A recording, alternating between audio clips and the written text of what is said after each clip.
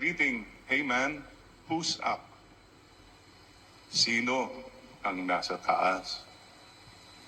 And then it becomes a very meaningful greeting for all of us. Don't forget, there's somebody who's up there who sees everyone. There's somebody who is up there who is bigger than you and me. Then it becomes more personal. Precisely ito po ang message ni Lord in today's gospel. People were looking for Jesus. Imagine this. When they heard that Jesus had left, they followed their boats, trying to see where he went, and they went there ahead. And when they saw Jesus, Jesus asked them, "Are you looking for me? Or are you looking? You're looking for me because of the signs, but because you ate the loaves that I have given and multiplied." Maganda po palaging tanungin, even with the Lord, especially the Lord, make sure that you relate with God not only on the need level. Kasi kailangan ko ang Diyos eh. Okay naman yan, pero yan lang bang dahilan? Kaya kung wala ka ng kailangan sa Diyos, wala nang Diyos. Di ko naman kailangan yan, marami na akong pera. See, we relate with God not just because of need, ang nangailangan. Or, well, I relate with God because tungkulin ko at nakakatakot. Pag hindi ko pinansin si God, baka malasin ako, baka parusahan ako. It's fear. Again, fear lang ba ang dahilan why you are close to God? Go to the best level. Lord, you know that I love you. Mahal rin kita, Panginoon. In my heart, kahit napakakunti lang, you can tell God, because I love you too, Lord. Because you first loved me. Let's purify and always go. Importante po yung heart to heart, person to person with God.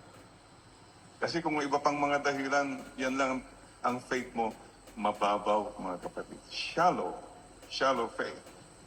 Nang dahil sa pag-ibig, narito po ako ngayon. And I can say that too, nang dahil sa pag-ibig, naging pari po ako. At pari pa ako. Nang dahil sa pag-ibig, naging pari si Father June. At pari pa si Father June. Go back to the heart. Linisin po natin yung mga burloloy na hindi na kailangan. Go back to the most basic reason.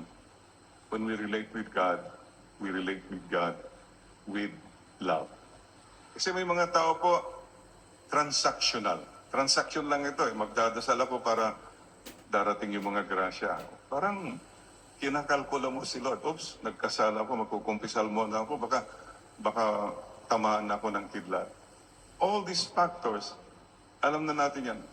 But keep going to the love. And believe me, the Lord, makita lang niyang konting pagmamahal, He's so happy already. So, brothers and sisters, let's purify always our relationship with God. No less, nothing more, nothing less than love. Let the reason be love. And sa mga relationship din po natin, pakicheck nga nyo, how do you relate with people? There are levels. The first level of relationship, yung mga tinatawag nilang cliche.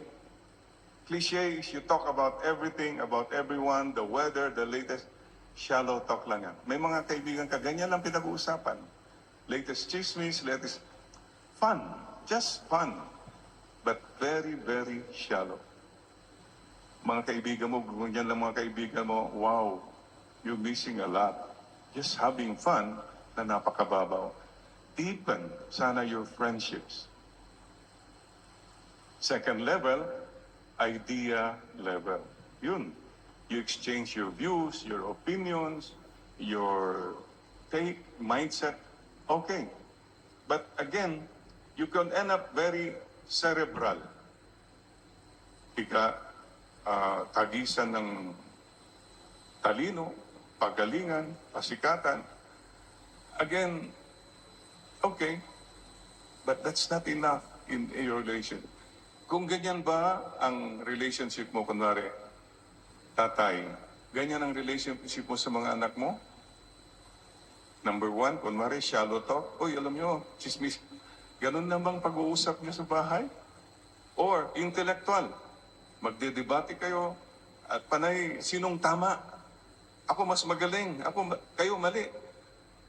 Nakakapagod po yung mga taong ganun kausap. Why do you always have to prove that you're better, you're more intelligent, you're more right? Do you have to do that all the time? So, we go to the deeper level. Deepest level is what they call the gut level. Dito, yung halos kumukulo na yung tiyan mo. Ibig sabihin, you're coming from the heart. Are you able to talk heart to heart with people?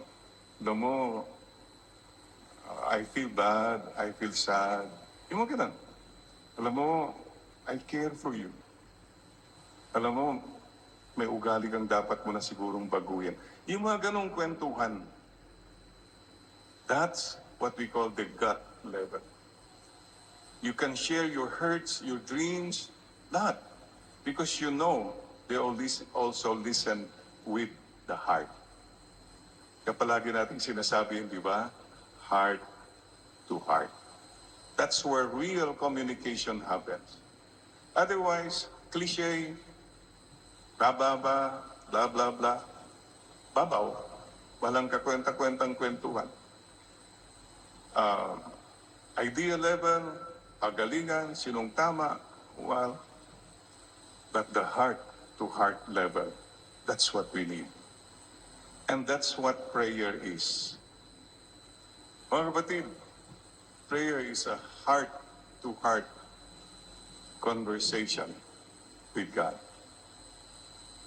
Sana po, tignan mo ang how you relate with God. How do you relate with people? Because without the heart, you're not real, man. You're not real. You're just plastic. It's all a show. It's all for the money, one for the show. Dito po ang hinihingi ni Lord sa atin. I want your heart. And you are here today because of your heart that is reaching out to God. So there was a song before, I think 1970.